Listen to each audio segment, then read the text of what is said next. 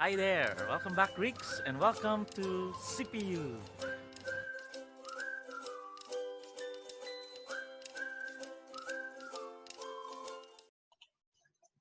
Kalimera Greeks, welcome to Greek101. Here I am again, Sir JB, to discuss another lesson in our Greek subject. So are you ready? So we are now in our module 20. Wow, 10 modules to go, and we're done with our summer class. I think you are quite exhausted or tired or probably pressured because our lessons are getting harder as days go by. But anyway, it's another day to learn, another lesson. Okay, so let's proceed to our lesson this morning, which is about the aorist, active, and middle participles. So last time we have discussed the present and the future participles. And this time we are still in the participle section, but our focus will be on the aorist and its active and middle voice. So are you ready? So let's proceed with our knowledge and objectives for today. Firstly, you'll be oriented with some Greek vocabulary as usual, and then you'll be familiarized with the forms of aorist participle and understood the function of the aorist participle. Let's proceed with our vocabulary. The first word here is Abraham. So in English, it means Abraham. It is indeclinable. Next word is Ionios. It means eternal. We have also the word grammatios. It means a scribe. Also, we have the word dioko. It means I persecute or pursue. Elthos, it means nation. In plural, it is refers to Gentiles. Next word is inopion. It is infinitive before or it's a preposition. Next word, we have Jerusalem. It is Jerusalem. It is also declinable. It could be in the feminine form. And kathemai. It means I sit down. So that is a defective verb also. Next word is may. It means not. It's a negative particle used with moods other than indicative and with participles and infinitives. You have the word mayde. And not, nor, or not even. It's a particle. Mayde is neither or nor. Next word is prosopone. Means face. Prosopone. And next word is semeion. It means a sign. We have also the word Simone. It means Simon. And the word stoma. It means mouth. We have also the word synagogue. It means the synagogue. And the last is hudor. It means water. Hudor, water. All right. So let's proceed to the forms of the aorist participle. Like the aorist indicative and aorist participle, the aorist participle is built on the aorist stem. However, the aorist participle does not have an augment. So remember, in the aorist, it doesn't have the augment in the participles. To form the first aorist participle, you add a stem.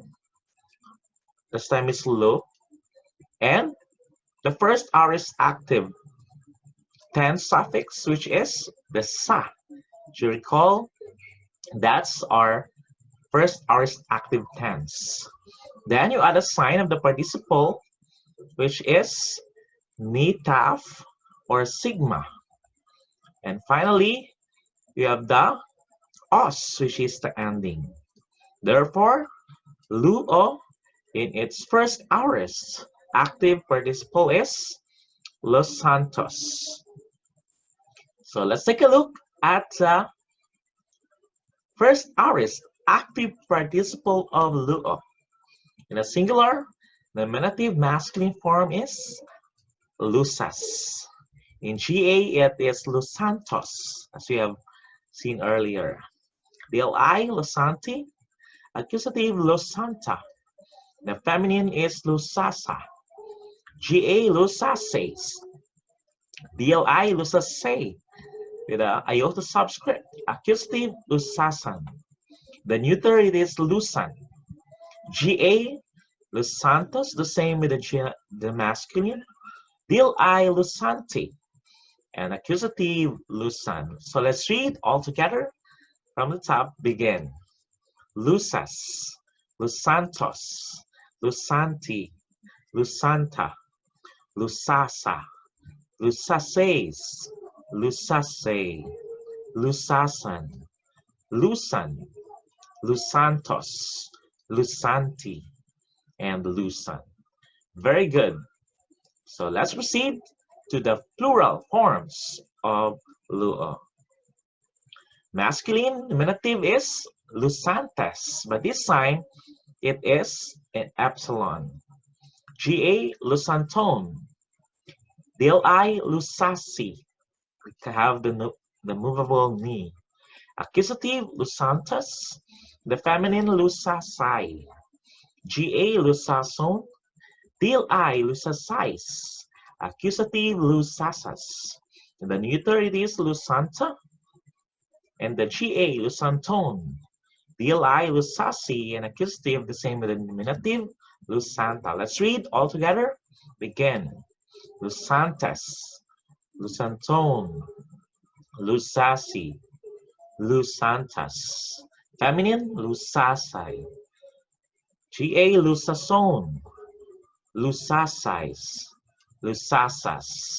Neuter Lusanta, Lusantone, Lusase, and Lusanta. For the first aorist middle participle of luo. The singular masculine nominative it is Lusaminos. The GA is Lusamino. DLI Lusamino. Accusative Lusaminon. The feminine nominative is Lusamine. GA Lusamines. DLI Lusamine. Accusative Lusaminane. The neuter is Lusaminon. GA Lusamino. DLI Lusamino. Accusative Lusaminon. Let's read the first aorist middle participle of luo in a singular masculine nominative form. Lusaminos, Lusamino, Lusamino with a iota subscript. Lusaminon, Lusamine, Lusamines, Lusamine, Lusaminane. Neuter Lusaminon, Lusamino, Lusamino, Lusaminon. Very good. Let's proceed to the plural. The masculine nominative is Lusaminoi. GA Lusaminone. DLI Lusaminois. Accusative Lusaminos. The feminine nominative is Lusaminai. GA Lusaminone. DLI Lusaminize. The accusative is Lusaminas. Neuter Lusamina. The GA Lusaminone. DLI Lusaminois. Accusative Lusamina. Let's read the plural first aorist middle participle of luo. Ready? Start. Lusaminoi, Lusaminone, Lusaminois, Lusaminos, Lusaminai, Lusaminone, Lusaminas, Lusaminas, Lusamina, Lusaminone, Lusaminois, and Lusamina. Very good. Let's proceed to the second aorist participle. The second aorist participle uses the second aorist stem and the same endings as the present active participle, but attached to the aorist stem. The forms of the second aorist middle participle are identical to those of the present participle, except for the stem and the accent. Example, we have here the genitive singular of lipo. They have the lip, the second aorist stem, the on, the sign of the participle, the os ending, and it becomes lipontos. That's the second aorist active participle, masculine, genitive singular of the word lipo. Let's take a look at the second aorist active participle of lipo. Singular masculine, nominative is lipon. GA lipontos, DLI liponti. Accusative liponta. feminine nominative is liposa. GA liposes. DLI lipose. Accusative liposan. Nominative neuter lipon. GA lipontos. DLI liponti. And accusative lipon. Let's read the singular second aorist active participle of lipo together begin. Lipon, lipontos, liponti, liponta, liposa, liposes, lipose, liposan, lipon, lipontos, liponti, and lipon. Very good. Let's proceed to the plural second aorist active participle of lipo. The nominative masculine is lipontes. GA is lipontone. DLI is liposi. We have the movable knee there. Accusative lipontus. Feminine liposi. GA liposone. DLI liposis. Accusative liposas. The neuter nominative it is liponta. GA lipontone. DLI liposi. And accusative liponta. Okay, let's read the plural second aorist active participle of lipo. Begin.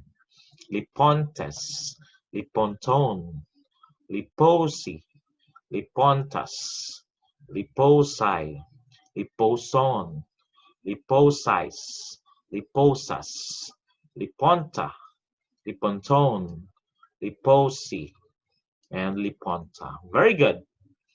Let's proceed to the second aorist middle participle of lipo. Let's begin with the singular. The masculine nominative is lipomenos. We have lip, of course, as our stem plus omen and os ending. So GA, it is lipomino. DLI, lipomino with iota subscript. Accusative, lipominant. The feminine nominative is lipomine.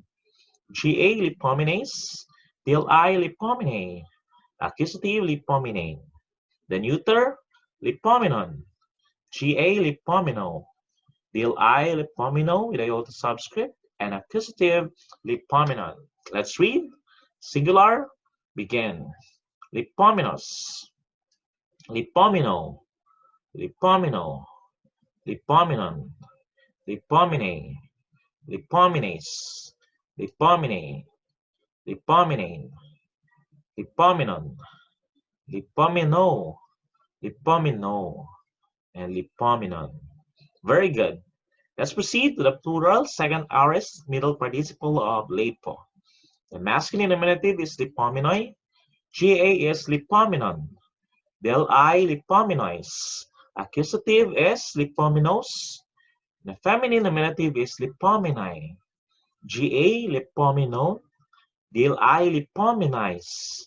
Accusative lipominas. The neuter nominative is lipomina.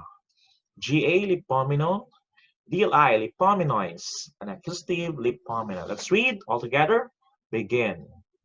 Lipominoi. Lipominon. Lipominois. Lipominos. Lipominai. Lipominon. Lipominize. Lipominas. Lipomina. Lipominon. Lipominois, and lipomina. Very good. So let's proceed to the last part, which is the function of the aorist participle. The two main ideas in verbs are time and kind of action. Although participles are verbal in nature, the time of action is not absolute with them, but relates the time of action of the main verb. For this reason, the augment indicates action in the past time and is absent in the participle. So remember, the augment is not present in the participles. The time in aorist participles indicates action prior to the action of the main verb.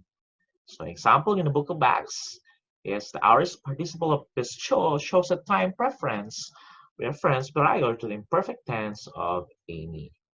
Let's take a look at this example. Let's read the sentence begin. To de plathos, ton pistusanton, ein cardia, kai suke mia. So here, to is the genitive of the de, but particle but. Platos means multitude.